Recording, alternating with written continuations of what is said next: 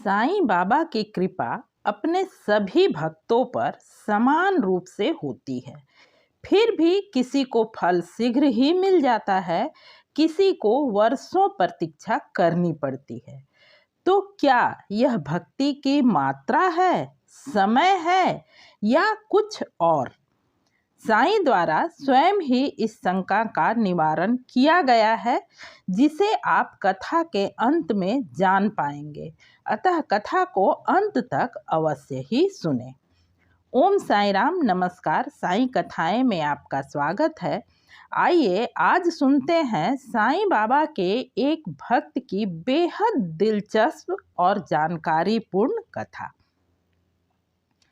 जब साईं बाबा देह रूप में द्वारका माई में मौजूद थे, तब उनके एक भक्त थे जिनका नाम था साठे। एक बार उन्हें व्यापार में अधिक हानि होने से बड़ा धक्का लगा।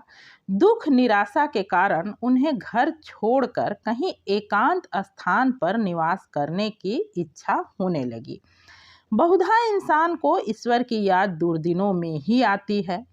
उनके एक मित्र ने उन्हें शिरडी जाने की सलाह दी, जहां मन की शांति और इच्छा पूर्ति के लिए देश के कोने कोने से लोग आ रहे थे। उन्हें यह विचार पसंद आई और वे शिरडी आए। बाबा के दर्शन मात्र से ही उनके मन की व्यग्रता नष्ट हो गई और मन स्थिर हो गया। उन्होंने सोचा, पूर्व जन्म के शुभ कर्मों के कारण ही मैं श्री साईं के चरणों तक पहुंच पाया हूं। शिरडी में रहते हुए उन्होंने गुरु चरित्र का पाठ शुरू किया। एक सप्ताह पूरा होने पर उन्हें सपने में देखा कि बाबा उन्हें पाठ का कोई विषय समझा रहे हैं। जब उनकी नींद खुली तो वे बहुत प्रसन्न हुए। तब उन्होंने बाबा से जानना चाहा कि इस स्वप्न का क्या अर्थ है। मुझे अपना पाठ अब स्थगित कर देना चाहिए या आगे भी जारी रखना चाहिए? बाबा ने कहा, एक सप्ताह और पाठ करने से तुम्हारा चित्त शांत हो जाएगा और शीघ्र ही कल्याण होगा।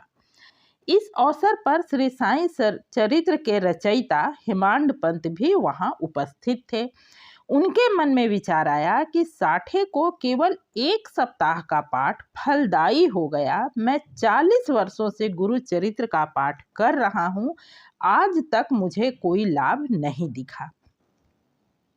हम इंसानों की प्रवृत्ति ही ऐसी है कि ईश्वर ने हमें क्या क्या दिया है हम सोचते ही नहीं, बस दूसरे की उपलब्धि गिनने लगते हैं। दोस्तों, ये कथा श्री साईं सचरित्र से ही ली गई है। यदि आप सचरित्र के संपूर्ण अध्यायों की कथाएं इसी तरह सरल भाषा, भाव तथा गहन अर्थ के साथ सुनना चाहते हैं तो चैनल को जरूर सब्सक्राइब करें। यहाँ एक ही प्लेलिस्ट में आपको सभी अध्यायों का आनंद लेने को मिलेगा। प्लेलिस्ट का लिंक आपको इसी वीडियो के डिस्क्रिप्शन में मिल जाएगा। आइए अब कथा में आगे बढ़ते हैं। हेमांड पंत के मन में ये विचार आया ही था कि बाबा ने उनके मन का हाल जानकर आज्ञा दी कि सामा के घर जाओ और कुछ देर उससे वार्तालाप कर दक्षिणा में 15 रुपए मांग कर ले आओ। हेमांड पंत सामा के घर पहुंचे और उन्होंने कहा, मैं बाबा का एक संदेश लेकर आया हूं। उन्होंने आपसे दक्षिणा में 15 रुपए लाने और थोड़ी देर वार्तालाप करने को कहा है। सामा आश्चर्य से बोले, मेरे पास तो फूटी कौड़ी भी नहीं है, इसलिए आप रुपए के बदले मेरे 15 नमस्कार ही ले जाइए। ठीक है, वही सही, पर आइए थोड़ी देर बातचीत करते हैं। बाबा की कुछ लीलाएं सुनाइए। चूंकि हेमांड पंत बांद्रा के रहने वाले थे और सामा शिरडी गांव के ही निवासी थे, अतः उन्हें बाबा का सानिध्य, उनकी लीलाओं को दर्शन का अवसर अधिक प्राप्त होता था। इसलिए हेमांड पंत ने उनसे जानना चाहा। तब सामा बोले, अरे कहाँ मैं एक अशिक्षित देहाती, कहाँ आप विद्वान। यहाँ आने पर बाबा की कुछ लीलाएं तो आप देख ही चुके हैं। मैं तो इस विषय में बस इतना ही कह सकता हूँ कि वे लौकिक नहीं हैं। जैसी भक्त की निष्ठा होती है, बाबा वैसी ही उसकी सहायता करते हैं।